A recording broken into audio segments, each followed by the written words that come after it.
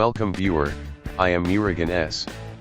This video tutorial describes, fix some settings are managed by your organization in Windows 10. Type Edit Group Policy in Windows search bar. Click Edit Group Policy.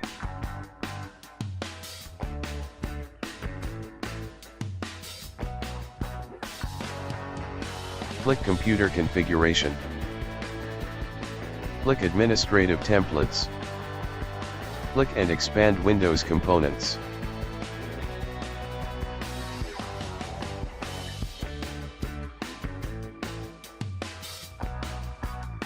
Click Data Collection and Preview Builds. Double-click to open Allow Telemetry.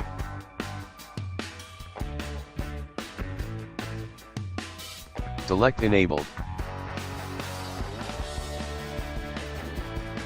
Change options to full.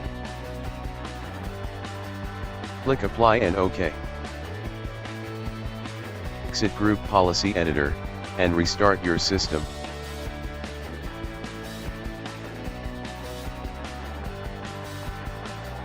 I hope this video tutorial helps to you.